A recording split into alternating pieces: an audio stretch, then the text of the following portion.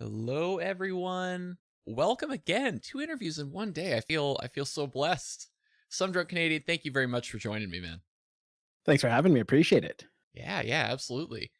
Before I say anything to poison your mind, what do you say when people say, "What do you do on Twitch?" How do you describe what it is that you do and who you are? Essentially tell them that I organize my own Starcraft 2 tournaments Mhm. and just I'm kind of like the Hockey Night in Canada broadcaster, Yeah, very cool, man. the commentator, like a sports commentator, and because that's essentially all I do is I just stream my own content, like just whatever I don't stream myself playing because I Mhm. suck and I don't think anyone wants to see like a plat 3 diamond guy get his brain spashed in every game. So Uh-huh. yeah, yeah. Yeah, very cool. Do you still ladder regularly, just not on stream or I do from time to time. I've actually almost exclusively just play team games now. Oh, very cool. Yeah. Just 3v3s, 4v4s. The ladder anxiety is a real thing as much as Yeah. I tell myself it's not, and that is like often spout out pigs advice that it's just this arbitrary number that we give value to and it doesn't Mm. mean anything. But when you see that number go down, or Yep. we get like I hate getting salty after a game because it just ruins my mood. Mhm. Mhm. Um, yeah, I tweeted out not too long ago. I actually much prefer casting to playing now in Mhm. StarCraft. Yeah. Interesting. Yeah. Very cool. So, what's kind of your origin story in StarCraft? How did you come to this game? So I played the original Warcraft 1 Mhm. and then Warcraft 2 back in the day. And that would have been like grade 4, grade 3 for me. And then a buddy of mine comes up to me, I think in grade 8 with this Mhm. bootleg disc, be like, you got to play this game. Yeah. Pop it in. It's, the original Warcraft, not even Brood War, just, sorry, StarCraft, and Mhm. just the OG StarCraft. Yeah. Play that. Obviously, don't know nothing about RTSs, like how to properly play them. And all I would do is I'd play the campaign through. Love the campaign. I love a game with good story, right? Mhm. Like Yeah. good lore and all that. Um, so go into the multiplayer mode. You do it one player versus 7 computers. Get a nice map with a choke. Play Terran. They're all Zerg, and all I did was just line up bunkers filled with Marines and tanks, and the computer AI would eventually just mass all its units at once and just come in, and I just sit back and like watch it all Mhm. get destroyed by this line of tanks. And but the odd time they'd get like a Viper in there, or I think they were called Vipers. I would throw that blood thing and make everything weak, and then I'd die. But um, yeah, so I played that's how I got introduced to StarCraft. StarCraft 2 came out. Um, so in real life, I'm a political animal. I work in the Mhm. political field, Okay. work political campaigns. I've worked as a senior political advisor to the Oh, wow. provincial government here. Um, so when StarCraft 2 originally came out, I was working in for government as a senior political advisor. So I didn't have time. Like I was on the road constantly touring Mm. with my minister. I was Yeah. working 13, 14-hour days, 5 days a week, Jeez. weekends. And it's one of those jobs where, you work the 12, 13 hours, you get off and then you go out partying till 2, 3 in the morning, Yep. come home, sleep for a couple hours, and repeat the next day. Mhm. Um, and what ended up happening, so StarCraft 2 came out. I was in the middle of this job, and in 2013, I actually got a diagnosis of testicular cancer. Oh, wow. Okay. So did the surgery for that. My recovery time was about 2 weeks. So in 2 weeks, I literally couldn't do anything. Sat around, was watching some of Total Biscuit stuff. I loved Total Biscuit's Yeah. content, and he had the Shoutcraft Kings and the Shoutcraft clans and all that stuff. Yeah. So I'd watch some of his stuff, get back, like, kind of get the nostalgic feeling of the original StarCraft and Mhm. start playing that again. So downloaded it. I think it was HOTS at the time. Yeah. Played that for a bit. Got back to work. Didn't really follow up, but I now started watching content by other StarCraft creators, so like State of the Game and things like that. Um, 6 months later, find out the cancer's back, and this Oh, time instead of surgery, yeah. I need to do full blast chemo for um, something like 12 weeks. Wow. So 12 weeks I'm out of commission, plus another 3 months after that to just properly recover. Yeah. And that's when I just started playing again, and that's when I really got back into Starcraft properly. Mhm. And that's when I really learned about guys like Artosis and Control and um, Cats and like Idra and all those old school guys. Yeah, yeah, yeah. Is where I really learned about them there. And yeah, so that happened. First time I actually casted was 2018. It was just after my 5 years cancer free. Wow. Decided to do a 24-hour stream. It's the Pylon show had just come out. I was a Patreon subscriber, so I'd ask these stupid questions. And then decided to do the 24-hour charity stream, raised $5,000. Wow. Was super thankful to the community for that. Like just some guy that's never streamed before asked the stupid sentient hot dog questions on the Pylon show, and get this massive showing of support. Did that one stream, tried to keep streaming, didn't really do it. And then last March is when work got really good, oddly enough, just as the pandemic started, Mm. but also mm, like the money started getting really good, but the hours got a lot less. Mm. So I was having a lot of more expendable income sitting around Uh-huh. at home. Yeah. And I was like, okay, I'd like to try something. And one of my favorite tournaments was the Pizza Pie Biweekly. Mhm. So I just straight up ripped that off with Yeah. the winner tournament. And initially was supposed to be bi-weekly, and then after 2 weeks, no, I'm like, I need to do this weekly. And Uh-huh. the more I did it, the more I loved it, and the more I just wanted to do more of it. Mhm. And here I find myself today. Yeah. Oh man, there's so much to unpack there. Um okay, well I'll start with the part the piece that kind of hit me in the heart a little bit, which is mention of Total Biscuit, right? Yeah. And also mention of your own, battle and victory against cancer, right? So I had the opportunity to meet him at BlizzCon the year before he passed. Like and Hmm. I mean like months before he passed Right. basically. And I had just seen him on the H3 podcast where he was basically telling his story, right? Yeah. And like for anybody who hasn't seen it, go watch it because I'm not going to do it justice, right? And tonight's about some drunk Canadians, so I want to just give the super short version, but recognize that this is a summary, right? Yeah. The summary of it was basically, he had health issues. He did the thing that you do when you're a dude in your early 20s and said, I'll be fine, brush it off, not going to go to the doctor, whatever. And so the whole point of him on H3 was like, don't fucking do that, guys. Like, can we like, don't have what happened to me happen to you, right? And and TB really believed in that. And so to hear you be as forthcoming as you were about your own struggle, right? Like, it makes me almost want to be like, okay, you and I are both still here, right?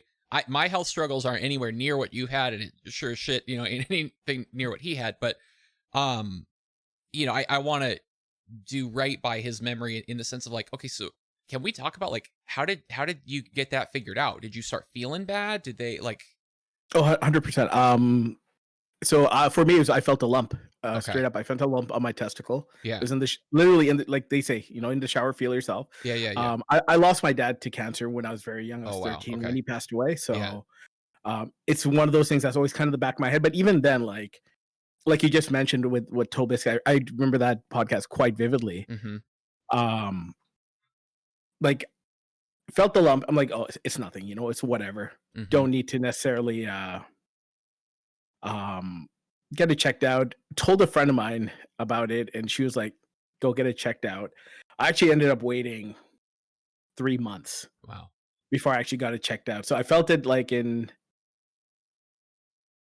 in early July, late June, early July. Didn't get into my doctor until September. yeah, And then once I got in, like in matter of 2 weeks, I had my well, they knew there was something there. They knew it was uh they suspected it was a tumor, mm, but they weren't able to um confirm whether it was a cancerous tumor or not, or if it was just a sure, cyst. mm-hmm, And um one of the biggest reasons I am very open about this, because it is a one young person's cancer. mm, Testicular cancer hits majority under 30 males. It's highly survivable if you catch it early. It's what Lance Armstrong had. mm-hmm, Um, So I figured the more I talk about it, the more awareness, more guys will actually check in Yes, the shower, absolutely. yada yada yada. Um, where was it? So yeah, they for them to actually know, they would have to biopsy it. But testicular cancer is one of those. If you biopsy, it can actually, if, and it is cancer, it can actually leach really easily, Oh no, yeah, which would spread. So their recommendation was just go in and take that one testicle right out. Right. yeah. You Wow, got the other one, you're fine. sure. Um, you don't need both to survive. You produce enough testosterone, so go. They take it out, biopsy it. Boom, you had cancer. Do a blood test 2 weeks after. No tumor markers in my blood. You're all clear. Yeah, Um, and it was actually in the follow ups that they actually caught in the blood test and the follow up in like 2 months later that they're yeah, like, oh, yeah, yeah. your cancer's back. Which is the other element, I guess, to this thing is it's not just getting checked, it's continuing the follow-ups, it's doing what you're told, like, um, I'm one of those guys, like, I get sick, my doctor prescribes me some, antibiotics, I take some, I still feel better, I stop. Need to Mm, finish that round yeah, of antibiotics off, right? right. And it is, like, let's be honest, it is a guy thing. Yep. So, um, yeah, it's that follow-up was crucial, like, um without that follow-up blood test, right? Like, and testicular cancer is one of those, it spreads really fast. It's not Mm, super deadly, but it spreads fast. But when it gets into your heart, your lungs, mm. etc., it does get fatal. Yeah, yeah, yeah. Wow. Oh man, yeah, that's really something. Well, thank you for sharing that. I mean, it seems like you've definitely gotten to a place where it's you're motivated to talk about it. But yeah, I mean, the world needs more people like you who are willing to do that. Yeah. So Thanks for giving me the platform. yeah, hell yeah, man. The more that we can, especially as you say, because it's young guys that need to hear this, and like, oh, if there's ever a demographic that doesn't want to listen to advice. um, cool. Well, all right. So we kind of set up, your life and the landscape of like your awareness of Starcraft again and of Twitch and kind of buying into the idea of one like this game and two streaming, which like what an amazing story of like your initial kind of streaming, right? So for the tournament organization part, was that something that you kind of got into intentionally? Did you fall into it? Is it a thing that you like and want to do, or is it like you got to do that part to be able to have these cool tournaments, put them on? Because like otherwise, who's going to organize it, kind of thing? So definitely, if I don't do it, then who's going to put them on and Mm, organize it? I'm very much of the philosophy, if you have a complaint about something, if there's something amiss, there's no point just sitting back and bitching about it. You might as well actively try to resolve that, mm-hmm, mm-hmm. which is incidentally how I got into politics as well. Ah, Um, just, wanting the world to be a better place mm-hmm, and stupidly mm-hmm, got involved. Um, for me, it also was I want to be at a high level for whatever I do, even though I'm not a mm-hmm, super competitive person. I mm-hmm. want to be at a high level for whatever I do. Not going to get there playing StarCraft. Like I missed my prime. I'm like 37 now, so to be a pro player, that would have been like 20 years ago. I would have had to Mm, start. yeah, Um, I have some organizational skills. I have mm-hmm, some money, lying around. yeah. I'm absolutely miss the um, Total Biscuits Shotcraft. uh, Shoutcraft King specifically. Mm-hmm, I thought that was a really cool tournament. He did once a month, and it's was my way of getting involved with the pro scene without actually being a pro. yeah, totally. Um, and like I remember the first time I did an event with Special, and I was like, like totally starstruck, like, oh my god, I'm talking to Special. Yeah, yeah, yeah. Um, yeah, so yeah, that's why I do the tournament organizing is one to fix a solution to a problem, and Mm-hmm, the problem is quality content for StarCraft, things for pro players, tournaments, etc. There's mm-hmm, people always bitching that's a dying game. Well, it's not a mm-hmm. dying game. Yeah. The fact that I have able to get a lot of players out get high level StarCraft for these Mm-hmm, tournaments is testament to that. mm-hmm. And also it's my way of actually, yeah, being involved. Yeah. Yeah, totally. Yeah, man, and it makes a difference. I mean, I had people in my chat, what was it, last weekend? That I did the show match with you. People were Yeah, like, that "Oh was my last weekend. yeah, oh my god, you're casting these players." People are hyped in chat, right? And Yep. it's like you did that, right? Like, yeah, I mean, I rolled my ass out of bed and talked about the game or whatever, but like you decided, right?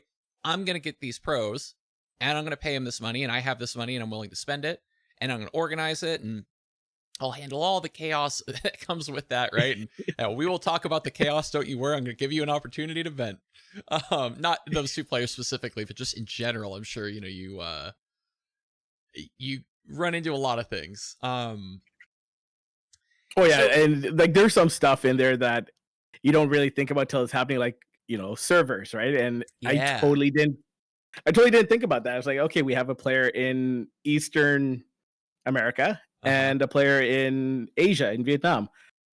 What server are they going to play on? And yeah, I would like tournament started, and we're like trying to figure out servers. I'm like, oh crap.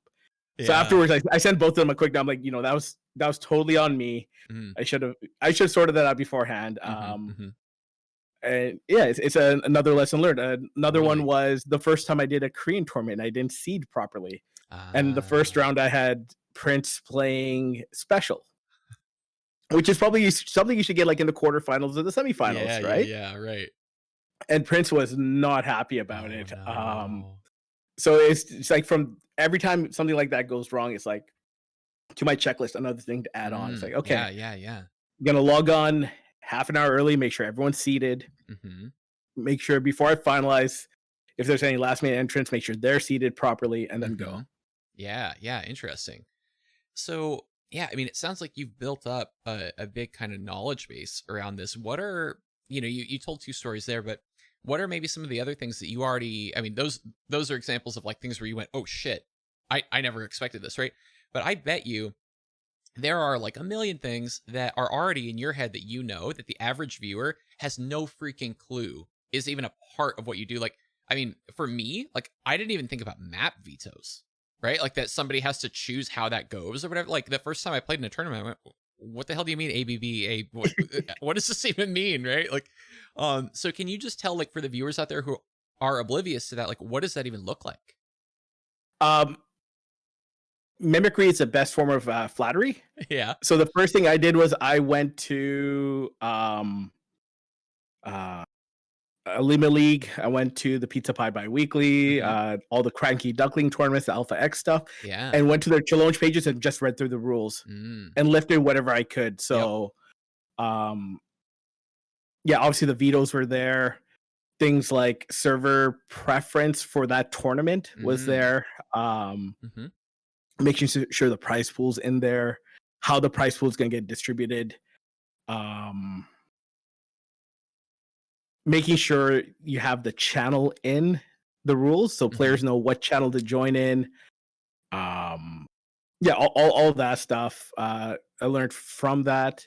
A couple things I learned along the way. One is actually how challenge works. Mm. It's Okay. not just once the check-ins are done, you start to play. You actually have to process check-ins. Then you have to Mm. click start tournament so the players could actually update and enter the scores. And Hmm. then you have to keep an eye on that. And then you have to at the end, end tournament where you submit the actual final scores. Hmm. Luckily, I've not come across a case yet where someone has submitted one score, but a player's disputed that Oh, score. geez. Yeah. In that case, I that was one of my biggest paranoias, and so looked in ahead of time, and um, the solution to that is just ask them for the replays. Oh, yeah. That makes sense, right? Yeah. Interesting. Um, Another one was the one I learned the hard way was having actual rules that as you host these tournaments, you come up with different rules because Mm. different issues arise, but you don't necessarily update your tournament pages with those rules. Hmm. And I got burnt on that one day with a pro player, and it wasn't his fault. Mm. But at the beginning of the tournament, I said, 10 minutes if your opponent's not here, take the walkover, blah blah blah. Yeah. This player shows up 15 minutes late, but he's already been walked over. Uh-huh. And he's like, what the hell? There's nothing in the rules. I'm like, shit. Oof. But like it's already past. Like we're well beyond his play. Like he's already been Mhm. walked over twice. He's Yeah. out of the tournament. Um, but he's like I think he's fine with it now. That Mhm. was the lesson I learned. He's come and won like 2, 3 more dinners since. For the most part, the pros are really good. Mhm. Um, they're really easy to work with. There are the odd divas here and there, but there's I really enjoy working with a few, especially the two guys that are an absolute treat to work with. Mhm. It's actually three of them. Is Nina, Cham, um, Gerald, and Max Pax. Ah, yeah. Just upstanding citizens. Don't have too many complaints from them. Mhm. Max Pax is just as easygoing. I don't think he actually cares. He's just there for the competitive part, right? Mhm. He Mhm. doesn't even have his own PayPal. Like I have to send everything to his dad. How funny. Is Max Effect not that old? I didn't realize. He's 16. Oh my god, that's wild. That's cool, man. I Yeah. like him even more now. I mean, I always enjoy his gameplay, right? And anytime you give me his games to cast, I'm like, oh fuck yeah, it's gonna be like anything could happen, man. You know, um, yeah, that's super cool. Um, let's see. So I meant to say this earlier, and it's gonna seem like a little bit out of sequence here now, but like we mentioned kind of these pitfalls that you've hit and where things have snagged, like, oh, the players don't agree on the server, whatever. Like, I actually said on stream as like we were working that out for the most recent thing, like this, I was like, chat, this never happens to some drunk Canadian. Like, I've done a lot of tournaments with you now, and like one of the things I appreciate so much about working with you is like you have that shit ironed out, man. Like maybe every now and then something's gonna catch you off guard, like that did, right? But like it's just like we're going, we're going, we're going. Another Yeah. thing along those lines, and this I think goes back to things that you have ironed out where you just like understand how to do it well. That I think would be totally invisible to the average viewer. It was to me, even as somebody like pitching in to help cast, is like you can navigate. Okay, so there's this big complex bracket, right? Sometimes there's like winners bracket, losers bracket. Okay, everybody's trying to play their games as quick as they can because these pros and semi pros, right? They're trying to play in like 5 different events at once so they can make their $15 here, their $50 there, whatever. Yeah. And I remember once I was like, I didn't know like what games to cast. I'm just like typing in the channel, like who has a game, whatever. And you're like, no, Eric, look, like let's go to this one because it's in the losers bracket. Like you have this ability, and I don't know if it's from like everything that you manage in your professional life or if it's just experience or what, man, but like you just line it up so nicely. And like I have a brain that organizes chaos pretty well. Like programming is kind of like that too, where it's like I gotta just make this Right. mess beautiful, right? But I can't do that, man. And I really, really respect that a lot. Like, is there a trick to that? Is it just experience? A lot of it is experience. Yeah, you're right. It goes back to my professional life. So, Mm-hmm. um, for 7 years, I would like when I worked in the BC government as the BC government. That's a provincial government out here in British Columbia.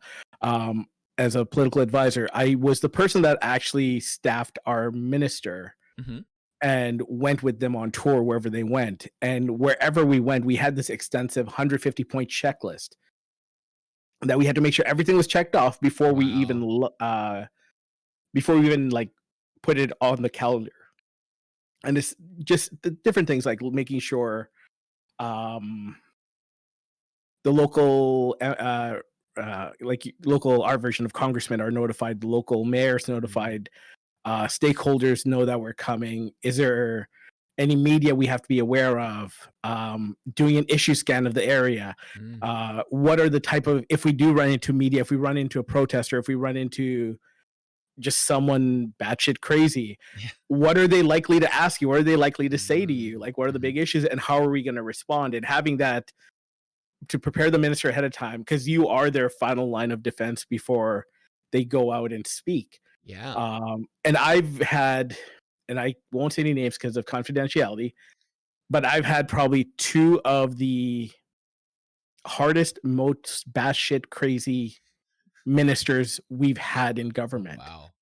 wow. One to the point where we would be like, Minister, you can't say that. It'd be like, we're meeting a community, and it's like a slang for them, but it might also come off as derogatory. Oh, yeah, yeah, yeah. And like the community doesn't mind saying it amongst themselves, but they don't like outsiders saying it. Mhm. Kind of like the N word Yeah, for yeah, yeah. a Like good you're reference, not gonna right? win points or look cool with these people No, if you use but this term. he's totally in the mindset that if he goes out there and says it, he'll score these brownie points. Oh, man. And we're like, minister, and this is like at a big convention. There's like 10, 15,000 people there. Like, Yeah, minister, you can't say this word. yeah. And he goes up there and he's like, my staff told me not to say this, but blah blah blah. Oh, man. And Yikes. as soon as that happens, I look at my phone and I have a call coming from the premier's office, and the premier's like our version of the governor. And Okay. like, what the fuck did happen? And I'm like, Right, yeah. we warned him. So Right. just having that level of detail, having that need to know every possible scenario, Mhm, kind of goes for me, goes into a lot of the things that I do, and mhm. naturally went into this. Um, Also, I have a massive fear of failure. If like every time it's like 2 hours before a tournament and only 4 players have showed up, I'm like, oh my Mhm. god, this is gonna be such a failure, and all Right. the players come in. So it's just making sure I don't fail, right? Mm, And inevitably I do fail, and I do learn from those, but mhm. that's where that ability to kind of anticipate everything, and if something does go awry, how to respond to it quickly came from. Mhm. Yeah, yeah, absolutely. So another thing that you kind of touched on tangentially there is the idea of, yeah, getting the word out to these players, right? So that it is, people, not just a 4-player bracket or something like that. Um, and it seems like if the players are aware of the tournaments, they're willing to play in them. I mean, you have to organize them well and you have to run them smoothly and so forth, but they'll at least show up like the first time, right? Right. Um, so I imagine, like I see you active on Twitter and, in like the Pylon show, like this week at Starcraft and these kinds of things. Like, is that just a piece that, again, like you just naturally knew, okay, I have to do this. I have to be the one to promote it. Was that something you had to like reluctantly learn, or was that just fine for you? It's something that I've been kind of building upon. It's again, going back to my other life, it's all about getting the word out, Mm-hmm. campaigning. It's like getting your message out there. So I know the Pylon show hits what 5,000 people a week Mm-hmm. in terms of the live show, VODs, and podcast play. Mm-hmm. Mm-hmm. So I know I get that many there. I've signed on to a bunch of Discords. A lot of people that are watching right now will probably see me twice, 3 times a week spamming their Discords Yeah. groups with the tournaments. Um, Twitter, Facebook. There's actually a really strong, small but very strong SFU community here in Vancouver. Oh, nice. That's actually a part that I left out was um, the I went to quite a few bar crafts Mm-hmm. just before I started doing my tournaments before the COVID lockdowns. Yeah. And one of the first ones was the BlizzCon that Cyril won. Mm. So met a lot of guys there. Waste Off, Stealthy, and 2, 3 other guys. And then there's a couple times we just like those were nice little bars, restaurants. And then a couple times we had them just in these this really grungy but really good sushi joint, and we were like in the attic. Oh, man. And there's one match where someone's keyboard stopped working and literally had to press pause, and both players agreed to finish the match with just the mouse. Oh, wow. And it was like just hilarious, like watching these 2 grandmaster level players playing at like a silver level because they're like just on the one mouse, Yeah. Dude, that's derping around. crazy. So building like having those relationships in those communities really helped. Also reaching out to people like KJ with Mhm. Storm. Mhm. Dricket's been a huge help with Exxon, Mhm. Sushi with Alpha X. Yeah. Just shooting them a message, being like, "Hey, I'm doing this tournament," or "Hey, I want to do this show match with this player from your team. Mhm. Can you get me in touch with them?" Yeah. And it at first you're kind of like, I'm like this little peasant trying to get the attention of the higher lord.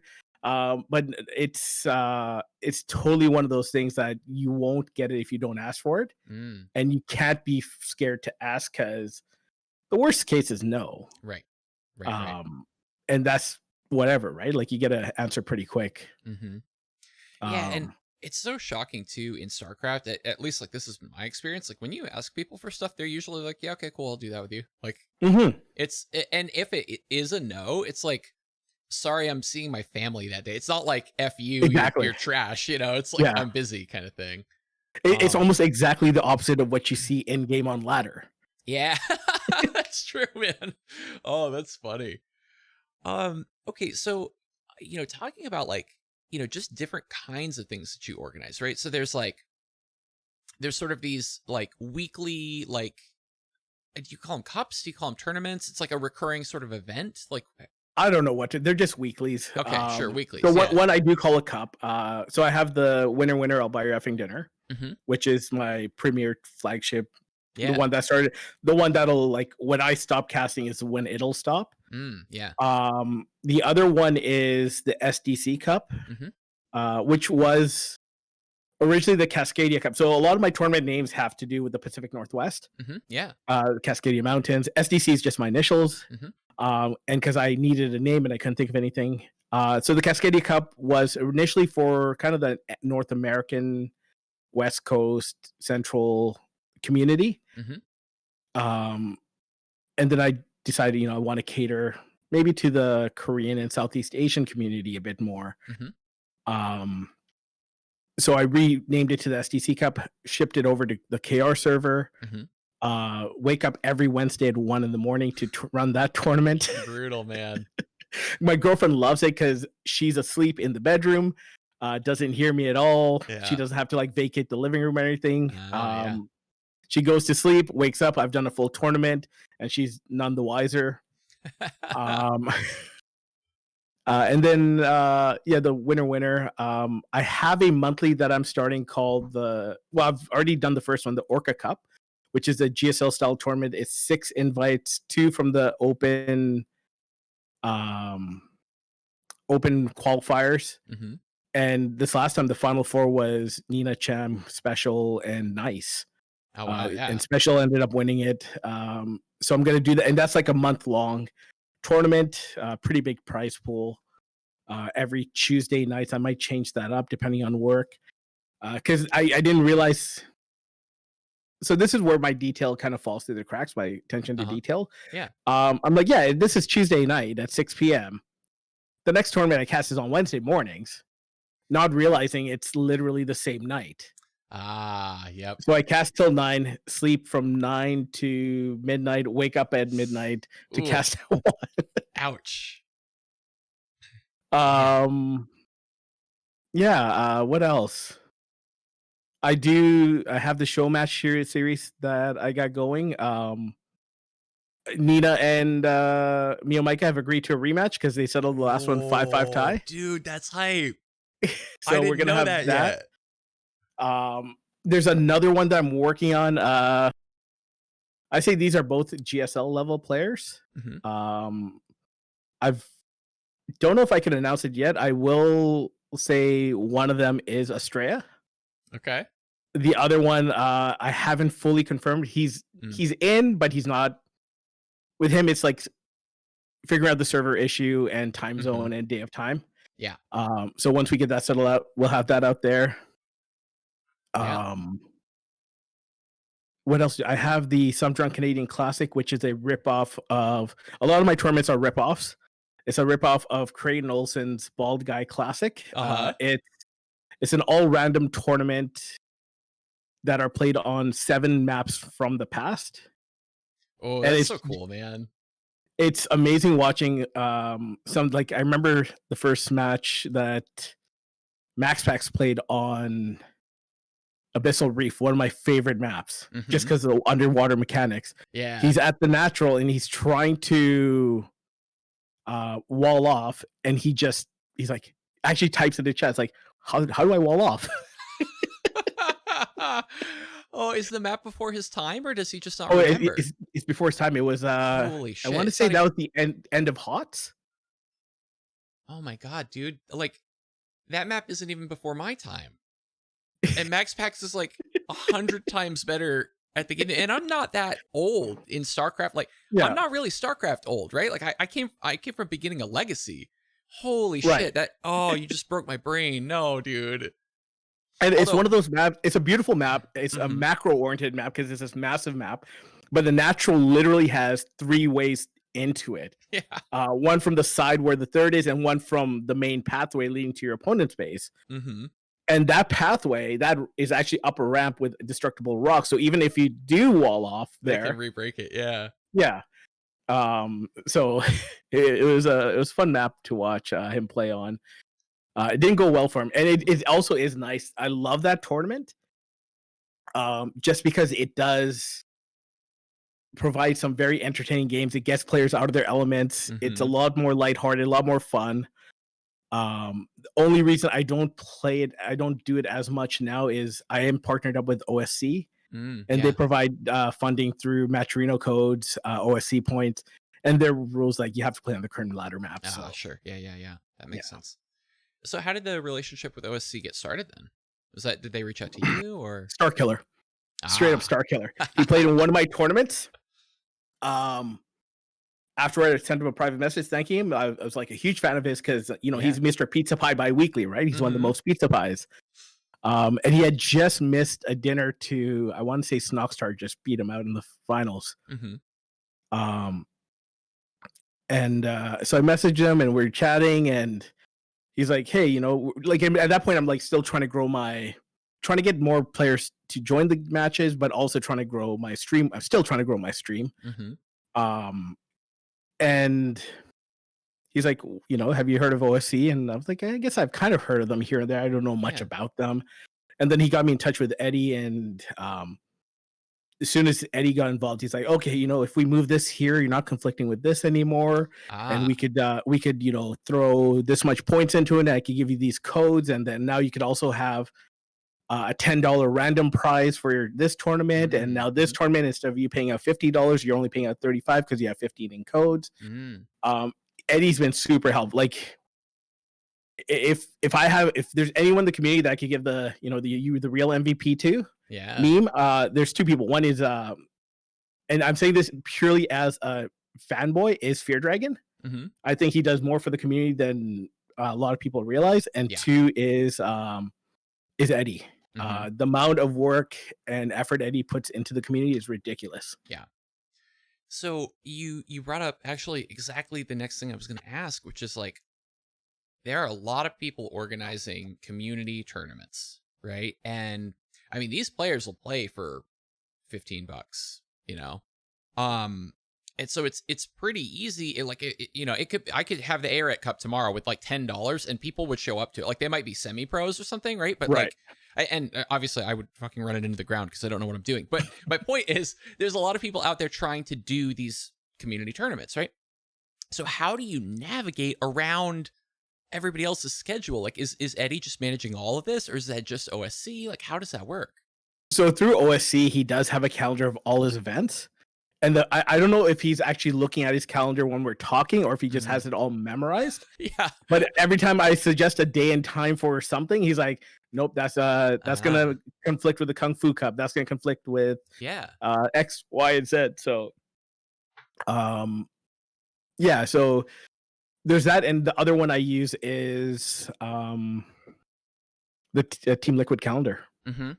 Oh, yeah, yeah, that, a lot of work goes into that, actually. That's another one of those, like, things where, like, low key people don't understand. Like Oh, 100%. Like I don't have a Team Liquid page myself. mhm, I All my tournaments have a Team Liquid page. yeah, Uh, as far as I know, it's Nockstar and Kashim keeping it updated, but it can't be because there's sometimes when I know for a fact they're asleep because it's middle of the night in Poland, and my tournaments are being updated live, and I'm like, mhm, who's doing this? yeah, Cynical Death is one of the guys that pops up in my stream from time to time, mm, and Sushi is another one. Like, mhm, there's a lot of these guys behind the scene that yeah, um, is the lubricant that keeps this machine going, yep.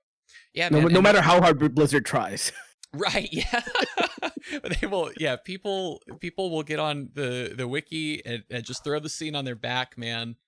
Yeah, that's way cool. Okay, interesting. So, have you ever had sort of scheduling issues where, and we won't, name names, not trying to get you in trouble here, but like, has anybody flat out just like scheduled over the top of you kind of thing? Have you ever kind of had that happen? Hope Story Cup did it to me today. Oof. No, but it's like, yeah, there's tournaments like, but my $30 tournament or versus Home Story Cup or Yeah. IEM or one of the Wardy Cups. Yeah, it's not. Yeah, like stuff does overlap. Stuff Hmm. does conflict with others. I'm sure my stuff, like the one-offs that I do, conflict with someone's. Yeah. But I haven't gotten any hate DMs yet, and I haven't sent it out. Yeah. The fact that we're conflicting, the fact that it's so hard to schedule anything without Ah. conflicting Hmm. is huge. Like it's a huge positive story to tell. Yeah. The fact that for a Korean tournament, I literally have to wake up at 1 in the morning because there are times that are more reasonable for me to cast at Yeah. that the Koreans would show up for. I can't do because there's a lot of other stuff conflicting. Yeah. Wow. So there is a lot of stuff out there. I've also noticed there's a lot of partnering up and like a lot of community supporting each other.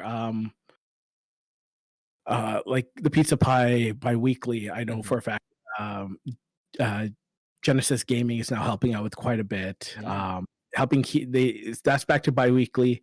I think starting next week, actually, I'm partnering up with them, so I'm going to be the sole master of all the food tournaments in Starcraft. There you go. Um, I'm providing funding, so they'll be able to go back to a weekly format, I believe. Oh, cool, man. And I'm also helping out Demi in the Southeast Asia region go back to stay to a weekly format. Wow. After the one he just finished, he was supposed to end it off because he ran out of funding. But I was like, Hmm. I got some cash lying around. I was like, just keep it going. And the Southeast Asia region is actually very, very fastly growing. The Really? Filipino scene, the Vietnamese scene. Um, there's a lot of talent there. Mm. KJ's doing a lot of work down there with the PSL. Oh, yeah. The Southeast Asia scene is like it's coming up. It'll soon give NA a run for its money, but the young talent that they have is really starting to pick up there. I've seen a couple of them really keep the Koreans on their heels. That's Um, exciting, man. yeah. Wow, very cool. So, speaking of, kind of teaming up, right? So, a move you've made, at least I only became aware of it recently because I was the beneficiary of it. But maybe you've been doing it longer. I don't know. Is sort of partnering up with different kind of community casters, right? So, I know myself, Halise, and some others have kind of been jumping in, kind of not necessarily replacing your broadcast, but it's kind of like a sidecar, like, hey, get this person's take kind of thing. And I found that to be kind of unique, right? Like you see that with like some ESL stuff, right? Where it's like very ad hoc, like people jumping in where they can kind of thing, Mhm. but not really at the community level. So I'm curious what motivated you to open up to that, because it seems like you're footing the bill, you're organizing it and doing all the hard work. All my lazy ass has to do is like wake up in the morning and talk, like what's in it for you, really? Um, two things. One, I'm also very impatient. I'm Mm, very impatient to get my viewer numbers up. mm-hmm, So I figured if I get more eyes on my tournament, mm-hmm, I could just include you guys in my viewer numbers when I go to sponsors and mm-hmm. advertisers. Yeah. Um, so that was one of the main reasons I did it. Mm-hmm. The other reason is kind of the pay it forward to give back to the community. Yeah. We like I had you come in the first time and cast my two tournaments because I got COVID. And I just couldn't say more than 3 words without coughing. Right. Yeah. And I remember at that exact same time you posted out something about you hurt Yeah. your wrist and we're looking for content. So I'm like, this is perfect. Mm-hmm. Mm-hmm. Casted a tournament with Lincoln in the past when we did one of the show matches with Special. Um, so it's just something I really enjoyed. I also want to get as many of the games in my tournaments casted, especially the Open Cups. Mm-hmm. Um, because there's a lot of like platinum, diamond level players that would never get casted. Ah, It yep. would never get casted playing a pro player, right? Yeah. And then you also like today was a great example. There's a oh fuck, he's gonna kill me. I forgot his name already. It was the first time he played in my tournament. He Yeah. was up against Bly. It was a ZVZ, and I think he accidentally clicked all his spine crawlers just as Bly's roaches were coming in, Oh and he uprooted no. all 10 of them at once. Heartbreaker. Yeah, but it's now content that I have, Holly's has, because we both casted that game, Yeah. and it's now going to get turned into probably a YouTube video on my end. Mm-hmm. And these are things like one, playing a pro player, and Mm-hmm. two, being casted, are some things that most diamond level, even masters level players won't dream of. Yeah. Yeah. Right. So Yeah. it's giving that opportunity. If I get other casters involved, there's, especially with such a big bracket and so many matches going on, it's a nice opportunity to get them casted as well. Mm-hmm. It's a nice opportunity to allow casters that might not be able to get into the IEMs and all those tournaments to cast as well. Yeah. Because it's fun to do. The casting is Oh quite yeah. enjoyable. Yeah. Yeah, and kind of going back to an earlier point, like when I mentioned did the fundraiser, the 24-hour fundraiser, and the Yeah. community came out with 5K in donations. Like all of this is really to thank the community for that, Mm-hmm. while having a little bit of fun and seeing how big I could build that Some Drunk Canadian brand. Yeah, that's awesome, man. And yeah, I should thank you, publicly for this because it does provide a really unique opportunity where somebody like me, like I have my hands in a lot of different forms of StarCraft content, right? Like I do talk show stuff like this, I do book club, I do ladder. And I have now started to dabble a little bit in casting, but I don't really think that I could have made a move like that. I always did a little bit like viewer replay stuff, but it's not, all right, everybody, and now, they're putting down the gateway. It's not that, formal Right. sort of, Mhm. so what really that enabled for me is the ability to just dip my toe in, right? Because you were very much like, hey dude, if you want to do it, cool. If not, I'm casting it anyway. Like, and it was very low pressure in a way that made me feel like, okay, I could dip in and out of this. If it's a busy weekend, not a big deal. I don't have to commit to a big thing. I don't have to decide, oh, this is the direction my content is going in now, kind of thing. It's like I can just do it. Or, hey, there's the hype show match. I'm like, yeah, okay, I am gonna drop everything and do that. Actually, I'm clearing my weekend, Yeah, so I really do think it sounds like there are many motivations, but the one that you mentioned of like kind of paying back the community and creating that opportunity, you're certainly doing that. Like I can be your sample size of one to be like, yes, hello, it's me. That did work. So yeah, thank you for doing that, man. Very, very Oh, no cool. worries. No worries. So it sounds like you've kind of gotten to know a lot of the players by now, right? Where you're coordinating things with them. Hey, do you want to play in this? Are you showing up? You're 5 minutes late. All these different conversations. Hey, what's your PayPal? Different things. So Yeah. was that like, I guess I have no concept of what that's like. Do they just sort of you kind of just talk to them because they're playing in your tournament, and all of a sudden you've got a Discord full of pro players contacts? Like how does that sort of work? That's exactly what it is. It's as more stuff gets casted, more tournaments I hold, the more of them show up in here, and I could just type in this person's player's name. It's also being part of all those other Discord communities. Ah, yeah. I'm not as active in those communities as I'd like to be. Mm, I sometimes feel bad because sometimes some of these communities I just pop my head in being like, sign up for this tournament sure, yeah. or watch this, right? But it's I still got to pay the bills. Real life, like Right. being the data analytics guy for a campaign is a pretty intense job, and Yeah. um, without that, I don't have the tournament. So I'm not as involved in that. I'm not involved in a lot of the Twitch channels. So the way I show appreciation for that is just subscriptions. A Yeah. lot. There's like, I think you're one of them. I've been subscribed to you for like X number of months, Oh man, and thank I you. rarely show up in your channel. You're one of these mystery subs. Yeah, because I know I have them, right? It's like my sub count is way higher than the names that I see in chat. Like, what's going on here exactly? Yeah. And I do an audit every month of my subscriptions, Mm, and If I still enjoy the content, I'll make sure that subscription stays up or Mhm. whatever. Yeah, yeah.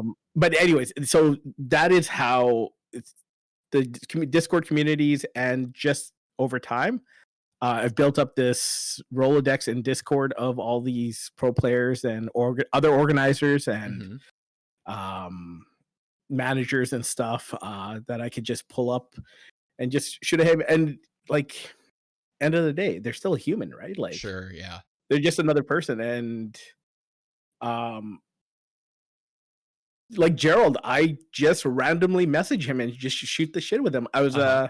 having a conversation with Steadfast and Chicken Man last Uh-huh. Saturday, Yeah. and we're like, because the three of us want to collaborate on an event, and I'm hoping we could get something Oh, that's going in the cool, next yeah. couple months. But we were like, okay, want to get Gerald in on this tournament, right? Like, be one of the invites. And we got into this hour-long side discussion about, is it Gerald or Ah, Gerald, yes. right? Because his Discord is Gerald, his Twitter and was Challenge is Gerald, but his in-game name is Geralt. Right. And you're And we're like, like, which one is it? He's Polish, so "Uh-huh. it could be Geralt from the Witcher character, Uh-huh. Yeah. or it could be Gerald. And Chicken Man being himself is like, if it's Gerald, I'm just gonna start calling him Jerry. And so I'm like, hold on, let me find out. So just literally send him a message, and ask him like, hey, quick question. Is your name Gerald with a D or Gerald with a T? And he's like, with a D. I'm like, okay, settled. Yeah. So go back, and no response after that. Like, he didn't ask me why I want to know or anything Right. like that. Yeah, yeah. And then Snockstar, I'm not sure if you know Snockstar. He's a No, I don't. semi-pro Zerg player from Poland. Okay. He's helped me a lot too. Like, he was like the first long-time winner of my dinner tournaments. I think Mhm. he still holds a record with 5 wins. Uh-huh. And so I've just got to know him, and we talk a lot and we organize. He has his own team in Poland. And he's actually friends with Gerald, going back to when they were like teenagers in Diamond. Yeah. And he's telling me now, no, he's like, no, it's Gerald with a T. I'm like, so which one of you is lying to me? Right. Yeah, yeah. But it's the whole, I guess the whole point of that tirade was, um, they're humans, and like, even if they're not in your DMs from before, Mhm. if you DM them and just do a one paragraph introduction to who you are, Yeah. they're fine. As long as you don't come off as like some crazy fanboy that's gonna stalk them and go, all is it Wesley Snipes from the fan? No. Anyways, Yeah, yeah, no, that yeah. makes sense. I mean, at the end of the day, you're doing these people a favor, right? Like, you are a working professional saying, "Hey, I have extra money burning a hole in my pocket that I would like to set on fire to help you, to keep the scene warm, basically." So yeah, I guess that's one way to look at it. I guess I would rebuff that. It's more so they're not doing me a favor. It's a working relationship, because Yeah. without them, I don't have the content. Mhm. But without my organization, they don't have the tournament to play in. So it's Mhm. definitely a symbiotic relationship that needs both sides. Sure, yeah. And I guess it's when you see that relationship starting to get one side is where you start hearing some of the horror stories out there of Mhm. like tournaments not paying out, or whatever, Right. whatever. Um, Yeah. I usually liked, I guess on that front, just a quick side. I Yeah. love, like, it's, to me, I need to get the players paid out for their winnings within 48 hours. Mhm. Mhm. I was having some issues with PayPal where it was taking about a week for the payments to go Oh, through. man, yeah. But it's just keeping the players updated, right? Like letting them know, hey, this is what's happening. Send them Mhm. screenshots; they're fine with it.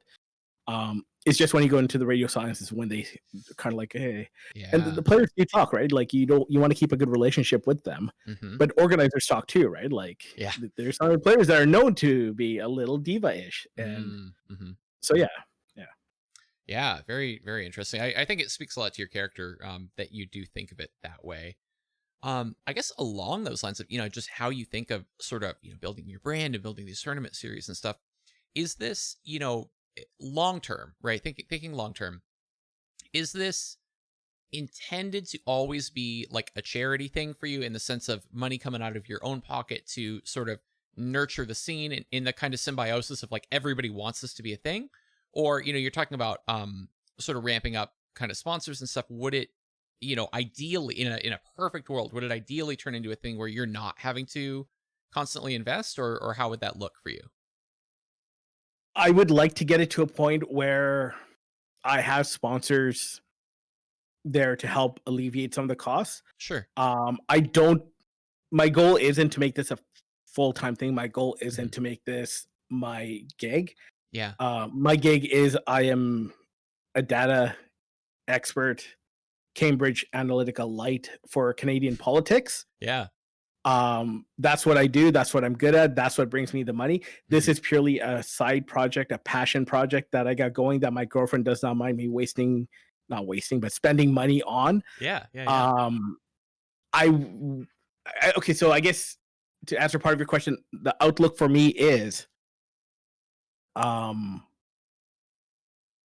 build it out into other esports. Mhm. Even though I have no clue about those, I would like to eventually get get an organization running to the point where I could have other tournaments going on, whether it's Hearthstone, Call of Duty, Mhm. Warcraft 3, you name it, World of Yeah. Warcraft, whatever.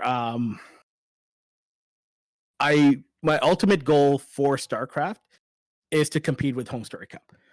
Oh man. I my ultimate goal is to host biannual tournament, so every twice a year tournament in a place like Whistler or Penticton or somewhere like in Vancouver, in around Vancouver. That's really nice, a resort town. Mhm. Get like 20, 30 pro players there. Yeah. Get a bunch of casters there. Get a bunch of poker tables there.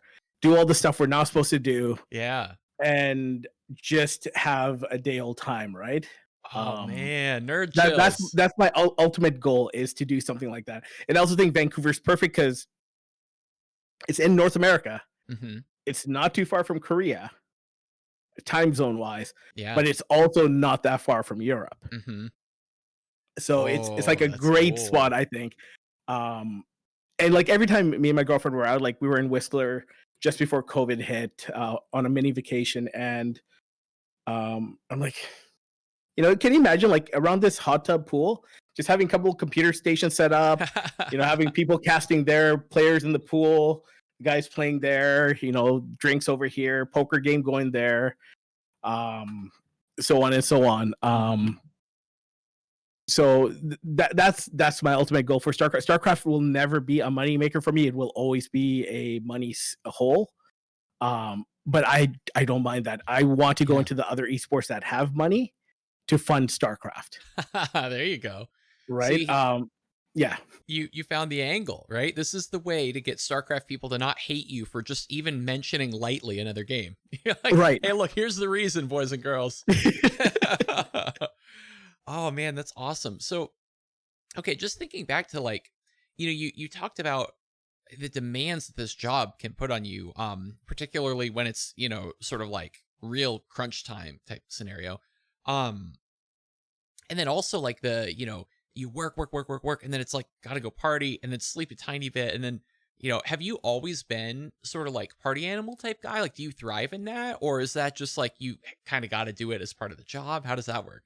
So I left that job Okay. partially because of that. Yeah. Um and partially like the average person working that job is in their mid early 20s. Mm-hmm. And here I was approaching, 30, 32, 33. Yeah, yeah, yeah. So I was kind of turning into the old gramps of the group, calling it quits at 3 in the morning as opposed to 5 in the morning. Right. Um, but it was also like it is a high burnout job. Mm. Most people last 2, 3 years that job. I was there for 10. Wow. Okay. Um, and it kind of got to the point where I was like, I could stay here. And my job is only secure up till the next election. If my party loses this election, Mm-hmm. I'm fired. Right? Yeah. Then what do I have to show for myself? Um, so I just kind of just had this epiphany in my head. Like, I want more control of my life. My girlfriend at the time moved out to Italy for a job for the next 2 years. Oh wow.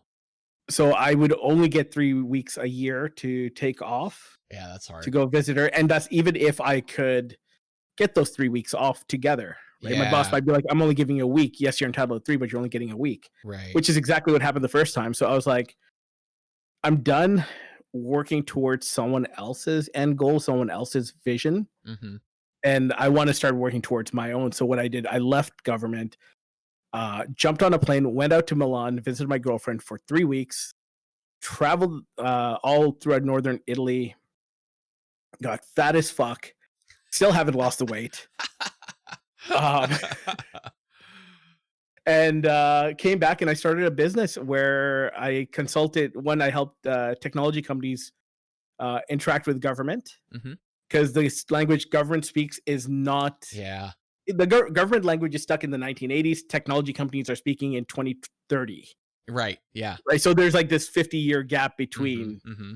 that. So I was kind of there to bridge those two. I worked in the Ministry of Technology for a bit, so I knew what government needed, knew the landscape.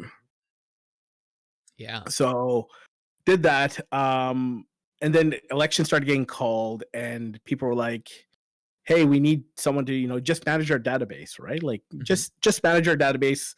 You're good at it. You've done it before. Can you Yeah. just come do it? I'll pay you X number of dollars." The number of dollars they're going to pay me a month was more than what I was making as a consultant. Oh, wow. So I rotated to that. So now I essentially work 1 or 2 elections a year, Hmm. make bulk of my money in that, and then Starcraft or travel Yeah. when Wow. COVID's not around. But Sure. right now I'm locked into a contract that'll end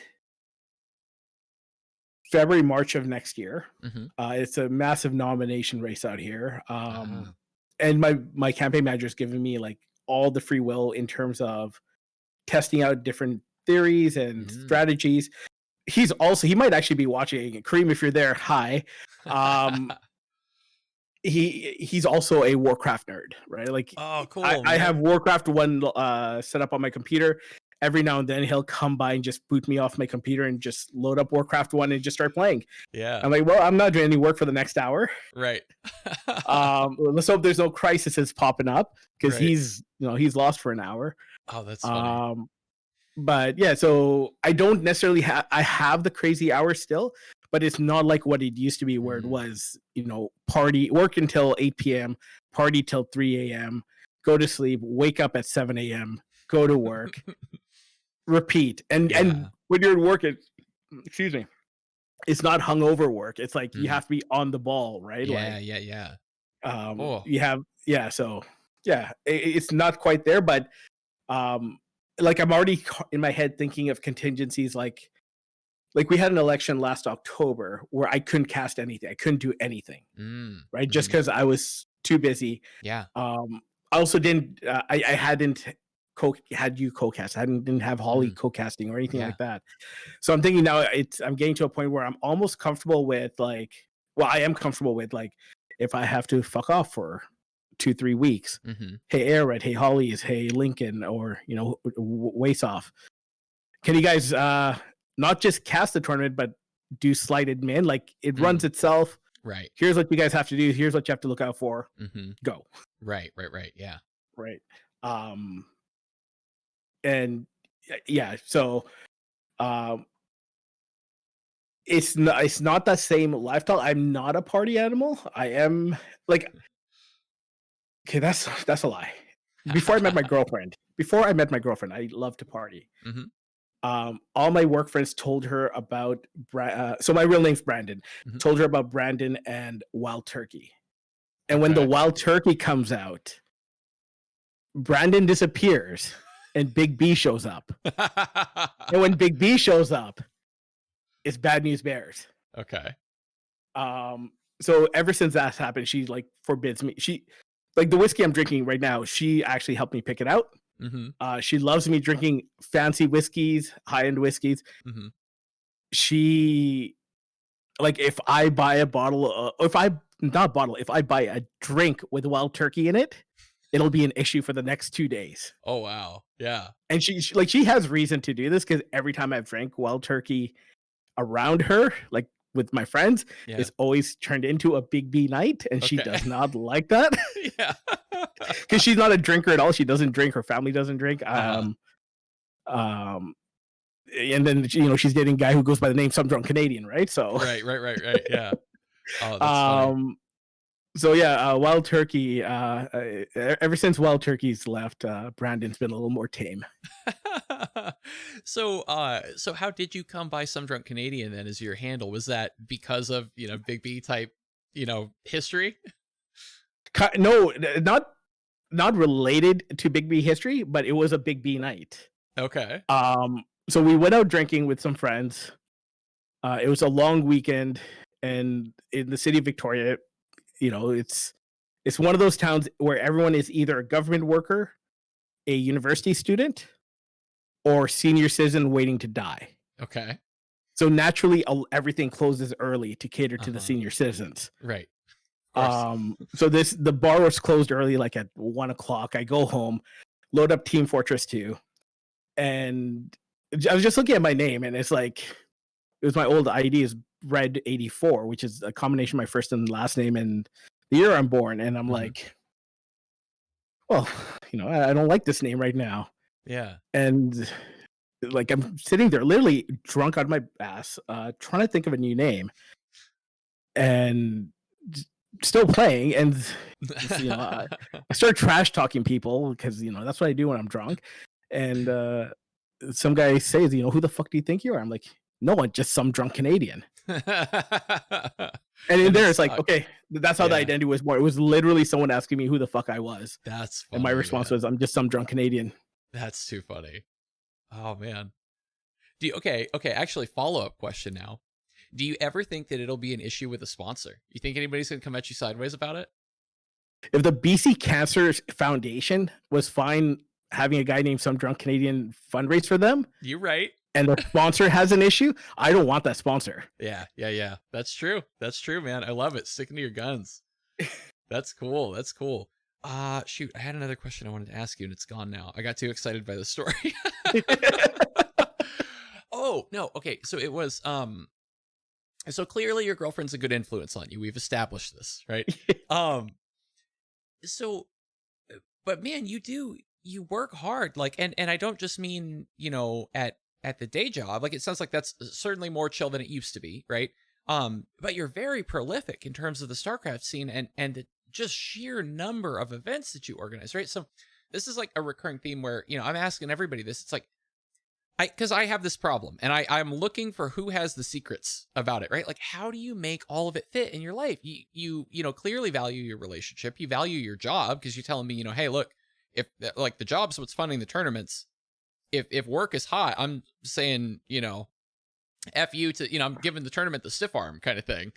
So how do you make it all fit, man? So sometimes I don't. Sure. Yeah. So a great example is that the Tuesday, Wednesday issue that I had. So I would work all Yeah. day, get into the office at 9 o'clock, work until no, I was in the office at like 8. Work, Mhm. so I'm up at 6:30. Get home at 6:30 p.m. and just start loading up OBS, start setting up the commands, go right into the Orca Cup, Yeah. do that for 3 hours. And these are all hype games, right? Like, these are pro players. Every Right. game's super fucking hype. From that, go right into, take my clothes off, go to bed, get out of bed, throw on a hoodie, set up for the next tournament, stream that, go to sleep, wake up, go to sleep at 3 in the morning, 4 in the morning, wake up at 6:30 to do it all again. Oh. It's I've always had a ridiculous, I don't want to say I've had a ridiculous work ethic because I can be a lazy fuck when I want to be. And I have definitely been lazy a lot when I shouldn't be. I don't have a problem, especially if it's a passion or something I'm pursuing, to not sacrifice, but cram things in to make everything work, right? Mhm. Like, it's been something I've just kind of trained myself to do.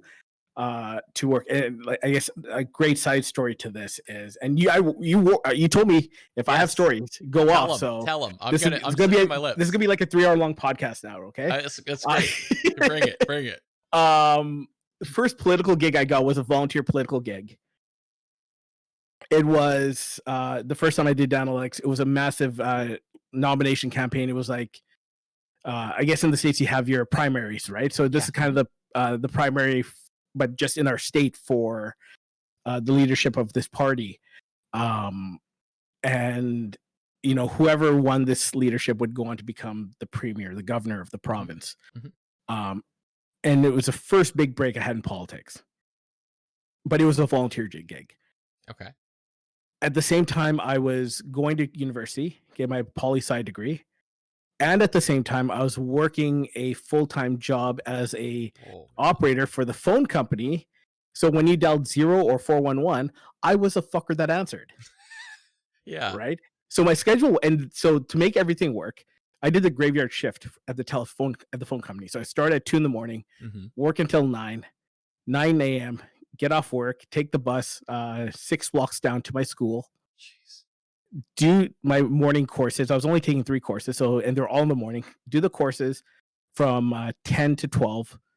Jump on the rapid transit line from there, which is about a 45-minute ride to downtown Vancouver, and then work the volunteer job, from whenever I got there till 10 o'clock at night. Oh my god. Repeat, do that every day for 5 days, Yeah. Monday to Friday. Saturday, Sunday was just the political thing. Yeah. And And sleep, when it I was hope. just a political thing, then it's like the whole day doing the political thing, Oh right? man. So, and I did this for 5.5, 6 months. Mind you, I was a lot younger, haven't had chemo ravage my body at the time, and was a lot more fit. Still, But dude, how are you alive? Holy shit. Like Oh my but like god. it was all things I had to do. I needed to finish my Yeah. degree, which I actually never did because I got the job in Victoria and I dropped out of university. Mhm. And now I'm like, I could go back and do the last 3, 4 courses, but I'm also at the point where I could teach those 3, 4 courses. Yeah, right. It's like, what's the point? Um, and like, yeah, like also growing up in a single parent family, it was me and my Mm. younger sister, who's much younger than me. Yeah. And excuse me. And my mom was working. I had to work too to make sure we made ends meet. Mhm. Um, so it was like, it's not like the only choice I had there was the political thing, Mhm. but I also knew this was my real big break, and Yeah. that literally led into everything to where I am now. Yeah. Yeah. No, I mean, it So makes sense. Like, boy, did you had to bleed to earn it though. Holy shit, man. yeah, Oh, I just, I mean, even the way you just mapped it out, where it's like I didn't really have a choice except for this one thing that was a great opportunity. Like thinking of myself and like the way I feel on that little sleep, like I don't think I could have done it. I think I would have just been like, well, either I'm dropping out or I'm not doing this opportunity, but like I can't make all of this fit. There's just no way. Like I mean, right, I think back to, me in university, like I was fortunate enough that I like barely had to work because I had some scholarship stuff and whatever. And it still took me an extra semester because I was just like, I don't know, computer science is hard. Like I can't, right. Yeah, yeah. Yeah, I can't even imagine, man. Oh But my like at the gosh. same time, I don't think it's fair to compare, right? Like Mm, everyone has their own stories, their own sure, situations that sure. make it unique, and um, yeah. So that's my story, and Yeah, yeah. that's kind of where I get my um. Like I would probably be doing a lot more tournaments. I'm not gonna lie. If my girlfriend would let me, she gets like she puts it in a good way. Like we work Mm, Monday to Friday. We're both like professionals, nearing the peak of our careers. yeah. Um, so our weekends are valuable. It's great now that the Saturday tournament's in the morning. Mm, If I threw in like a regular Sunday tournament, then she'd be like, okay, so our Saturday, Sunday mornings are gone, mm, right? We like to go for a walk in the forest Saturdays on the weekend morning. So that's not yeah. happening anymore. Uh, Um, and then like the last part of Sunday, we're, prepping for work. And even midweek, if I start doing more tournaments midweek, Mhm. that's less time I see with her, and Mhm. or less time I see with my mom. And my mom's elderly too, right? And Mhm. she has Mhm. dementia. So I want to make sure I spend some time with her. So Right. um if I could, I would run 2 more regular tournaments Wow. comfortably. Yeah. It's just, I guess this is where I'm like, I need to Mhm. uh step back and actually, and I guess that's why I've decided to now like help out Demi out with the Demi week Mhm. bi-weekly Mhm. and turn it into a weekly, Yeah. and help out the pizza pie bi-weekly and turning into a weekly. Mhm. I'm also looking to like I'm constantly looking for other things just to kind of get my name out there, Yeah. but also to support the community even though I can't do it directly. Yeah, no, it makes sense. And you've certainly done both.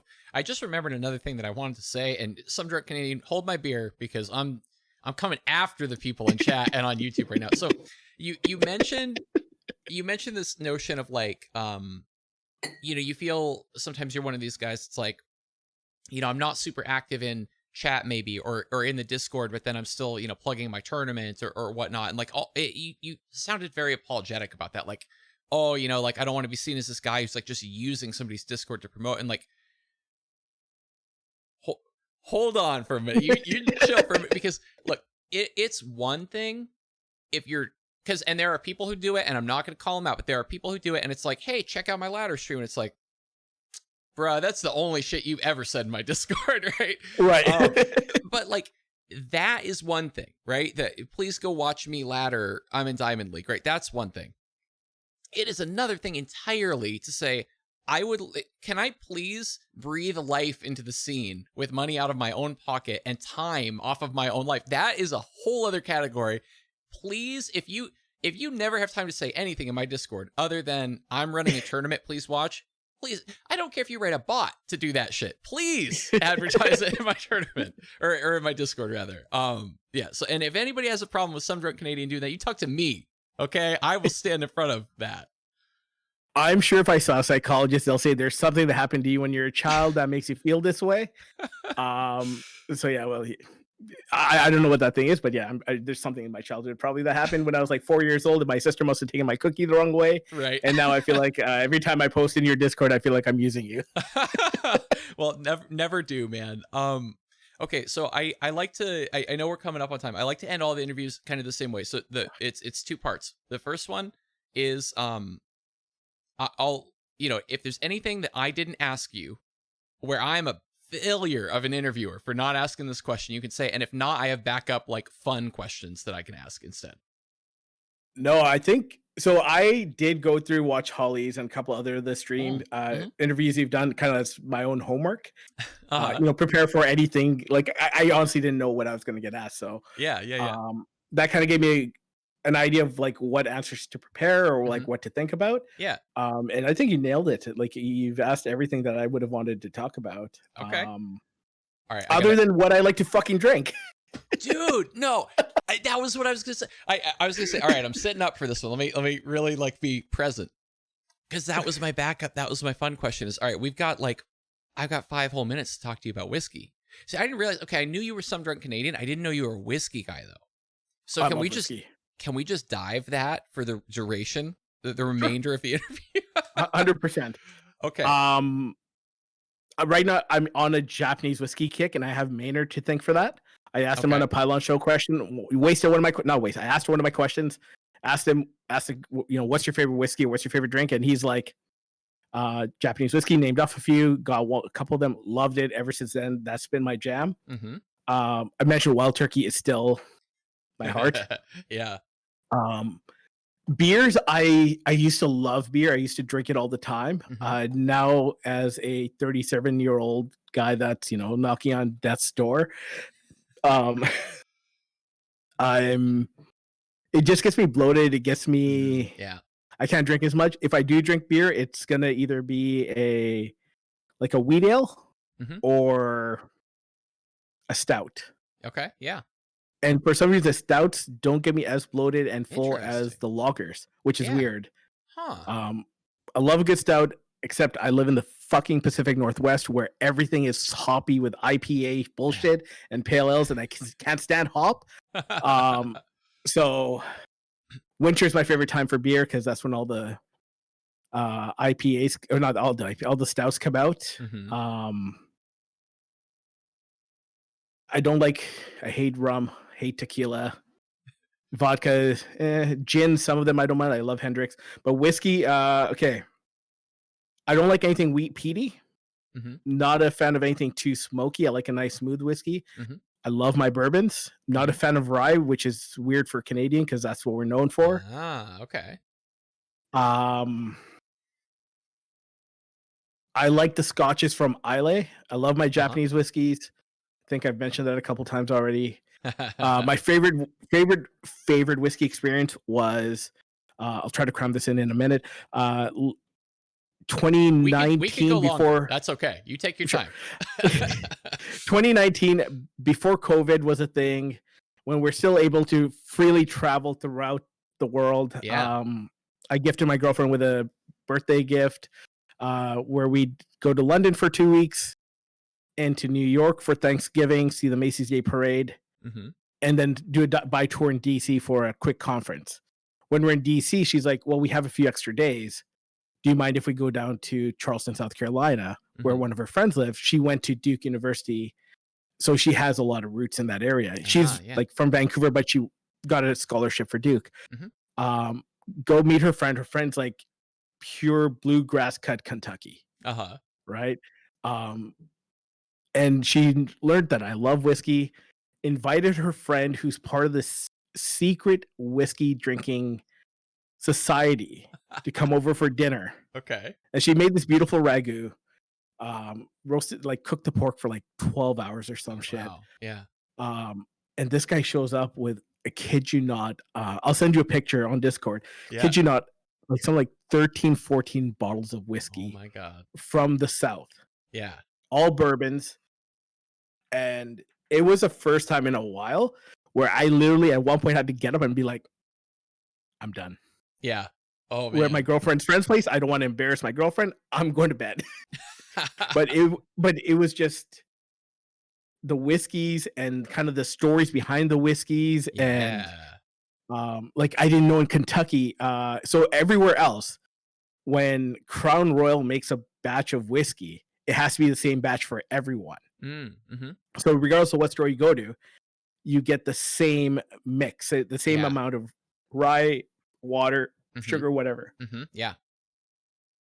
Kentucky is different because it's fucking Kentucky. Kentucky, the store goes to the distiller and tells them, okay, I want a whiskey with 60% corn. Want it aged for 18 months. Want this type of mash and this other thing. Yeah. And they put that on the label. And you go into store A in Kentucky and you buy a bottle of Three Roses whiskey. That's the one I remember. Yeah. And you're like, oh, you have this. Oh, this is great. You know, it's my perfect taste. Yeah. Next day, you're like, I want another bottle, but my store's closed. I'm going to go to this other store, get it. And it's different Could shit. be totally fucking different. Unreal. And the only way you can know is on the label. It'll have these 4 letters. Yeah. And those letters correspond to those 4 different characteristics. Oh, that's wild. I did not know this. And okay, look, there's a whiskey bar that, you know, back in the before time when we could actually leave our houses, right? There's a whiskey bar in my town that has like legit tastings and have people, you know, fly in from, you know, Kentucky, from, you know, Scotland, from Japan, even. Like I literally attended a Suntory tasting and got to taste Mizunara Hakushu, which you fucking like good luck ever seeing a bottle of that stuff, right? Yeah. And so like I've listened to a lot of whiskey nerds talk about this. I've never heard that. And like that feels like such a basic tenet. I mean, maybe I was drunk and just didn't retain the information. I don't know, but it's a Kentucky only thing though. It only happens in Kentucky. Oh man. And he had like I sat there and I was like, why do you have 4 bottles of the same fucking whiskey? He's like, yeah. Just wait, Brandon. Just wait. Silence, child. You're about to learn. Dude, wow. Okay. So, all right. Not only did I learned a lot of stuff about you tonight. Like we started off on some super heavy stuff.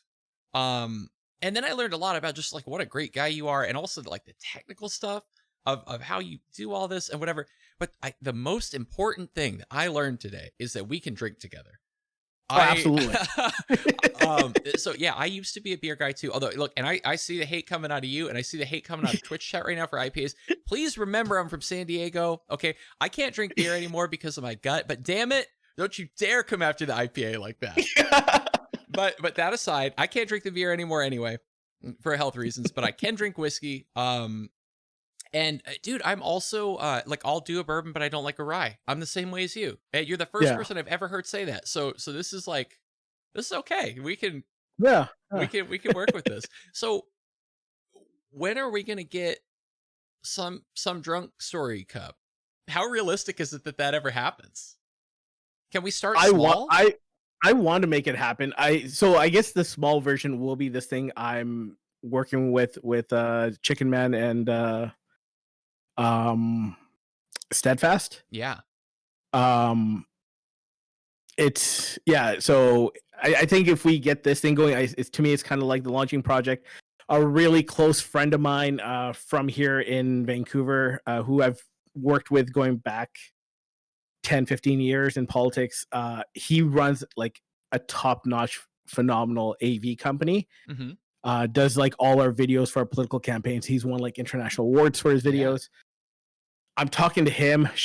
He's also a huge Starcraft nerd, but he just started getting to the pro scene, and now he's like sending, like, every day I log into Facebook in the morning, and it's like, John Manning, hey man, you got to watch this series that Pig just captain, and like Diamond, one of his Diamond series, or it's like, did you see the Rainer versus Maru, or things like that. I'm like, yes, my friend circle has a fellow nerd. Yeah, man, that's awesome. So he's going to be doing our production. He's anally retentive with detail, right? And that's why he gets these super amazing productions. So we're hoping to have a show out for you guys some point in the summer. That's going to have a pretty big prize pool. The concept sounds interesting as fuck. Mm-hmm. I can't wait to announce it. And we'll have, like, honestly, I want a production value that rivals IEM. Oh man. Like I shoot for the stars. Yeah. I have big lofty goals. Why not? I'm impatient and I just want to get there. So I'm hoping. Yeah, and also, like, I love those two guys, Chicken Man and Steadfast. I feel like they're just on the cusp, on the verge of getting up to like kind of our A+ S tier casters. Mm-hmm. And yeah, if this helps them get there, then fuck yeah. Yeah, man, it's so cool. Well, I'm there. You let me know when that's whether it's in chat or in person, whatever I can do, man. That's so exciting. I'm really, really hyped to see you do big things. Yeah. Anything else you want to leave the people with? Just give me one sec here. Yeah, to respond to please. There we go. Yeah, I think just looping back to the front, get yourselves checked. If you feel something's off, go to a doctor. Yes. Don't take life too seriously. Yeah, just have fun. It's short. Enjoy. Play StarCraft, drink beer, drink whiskey. If you don't drink, some water. Sure. Whatever floats your boat. Yeah, and just be kind. Yeah, man. I love it. Dude, you're such a cool person, man. I had a lot of respect for you before in terms of just, being someone who is very easy to work with and who has a good reputation and who really cares about doing things well, and putting opportunities in front of people. But man, I really, really enjoyed this conversation. This was a hell of a good time, and I hope hey, look, I got my that's my first vaccination shot right there. So we're coming out of this COVID thing soon, man. I hope to catch you at an event and have some whiskey for sure. 100%, man. And I'm always down in the North Cal area, so my girlfriend's brother lives there. We're always there, so I'd love to make the trip down, and maybe even doesn't have to be StarCraft. Just grab a beer or whiskey or whatever. Absolutely, man. Great. Well, thank you so much. I'm gonna throw up a BRB screen to hide you from the people so they can't see what we were talking about. But thank you, everybody. This has been Some Drunk Canadian. Let me also spam your socials and whatnot here too. So Bear with me, folks. Yeah, so I'll we do my got, YouTube if you don't have it. yeah, I got all the other ones from your about page. And then I'll get these on the YouTube version as well. So you can click them down there. And by the way, when he said, hold on a moment, I have to respond to your chat, let me just fill everybody in who may be watching the VOD here. The question in chat was, Some Drunk Canadian, will this have a Home Story Cup feel? And he said, absolutely it will. So once again, people, if somehow you aren't following this man, go fix it. What's wrong with you? Damn. He's got a heart of gold. He's got the scene on his back. But yeah, that's going to be it for us tonight. I got to go chase a puppy around the house who's, needs her dad. But I'm going to hide him. Everybody take it easy.